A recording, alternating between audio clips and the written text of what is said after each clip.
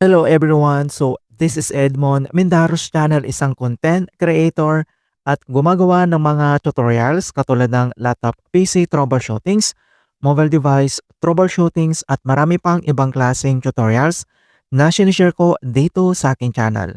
At sa video ito ay pag-uusapan natin at i-guide ko kayo on how to send money from GCash to Connect to Card account.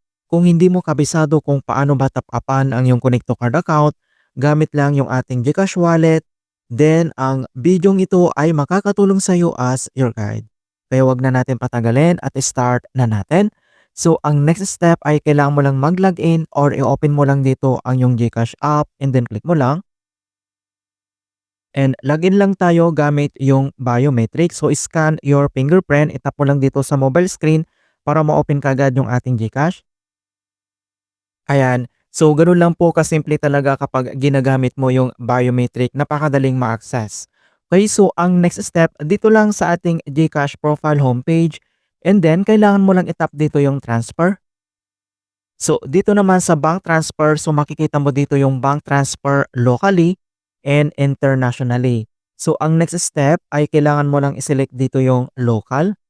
And dito na tayo sa bank transfer. Para mas madali natin mahanap yung Connect to Card, and then remind ko lang na ang Connect to Card ay under siya ng Card Bank. So wala kang mahanap dito na Connect to Card, kundi Card Bank lang yung kailangan mong i-search. So dito lang sa searching, and then click mo lang and type mo lang dito yung Card Bank. And once na i-type mo na dito yung Card Bank, and then click mo lang dito yung search. Ayan. Okay, so makikita mo kaagad dito yung Card Bank Incorporated. So, yun ang kailangan mong i-type, Card Bank, kung Connect to Card yung kailangan mong tapapan. And then, itap mo lang dito yung Card Bank. Okay, so dito na tayo sa Card Bank. And then next, so dito lang sa box, i-click mo lang yan and enter ka lang dito kung magkano yung amount na itatransfer mo. So, fill out mo lang. And then once na fill out mo na yung amount, dito na tayo sa account name. So, click mo lang yung box. Enter mo lang dito yung full name mo sa iyong Connect to Card account. So, yan yung ilalagay mo dito. So, fill out ulit natin. And dito naman sa paglagay ng account name, so kailangan mong ilagay yung full name, first name, middle name, and then yung last name. Okay, so next, dito na tayo sa account number. So, kailangan mo lang i-enter dito yung 16-digit na Connect to Card account number mo. So, i-click mo lang yung box and then enter lang natin. And once nilagay mo na dito yung account number mo na 16-digit, kailangan mo lang yan i-double check kung tama yung lahat na details na nilagay mo. And next, dito na tayo sa send receipt to. Optional lang naman itong email address. And makikita mo naman dito sa baba na may bayad po yung transaction natin. So mayroon po siyang 15 pesos na transaction fee will be charged per transactions. So dito naman kailangan ma-extra balance ang GCash wallet mo dahil separate po yung transaction fee. So hindi po dito maliles yung kanyang transaction fee or admin fee, kundi kailangan mong magdagdag. So double check mo lang yung details, yung name mo ng Connect to Card, and then yung account number mo ng Connect to Card account mo. And then kapag okay na, itap mo lang dito yung send money. And dito na tayo sa confirmation. So bank transfer, transfer to. So ito yung name ng ating Connect to Card account. I-double check mo lang kung tama lahat, and then yung amount, yung kanyang transaction fee na 15 pesos. And then mag-scroll down ka lang.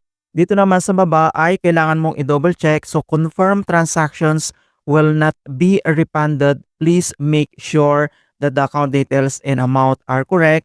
So dito mga kaibigan, kailangan mong i-double check mabuti dito dahil hindi po ito nagre-refund sa GCash kapag mali lahat yung details na nilagay mo. So nandito naman yung kanyang notifications. Kapag okay na lahat, i-check mo tong box. I confirm that the details are correct, and then itap mo lang dito yung pay. And kailangan lang natin enter dito yung 6-digit na authentications na sinend dito lang sa ating GCash number, and then click mo lang, enter mo lang yung 6-digit na authentications code, and tap mo lang dito yung submit.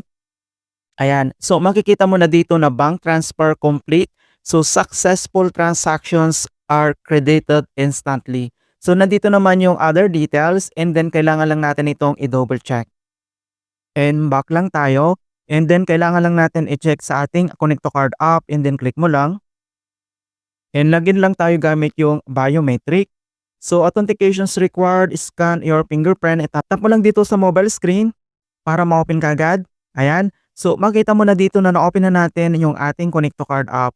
So dito mga kaibigan, yung ating account number ay nandito lang sa pinakataas. Ito mga kaibigan, ito yung ating Connect to Card account number. Kapag gusto mong i-view, yung icon na yan, i-click mo lang yan. Ganyan. So makikita mo kagad dito yung account number mo. Para ma-check natin yung ating transfer from GCash, tap mo lang dito yung savings.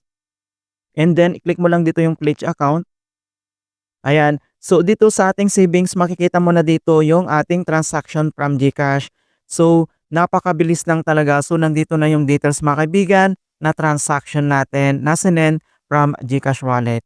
Alright, so ganun lang po kasimple mga kaibigan kung paano tayo mag-top up ng ating Connect to Card account from GCash wallet.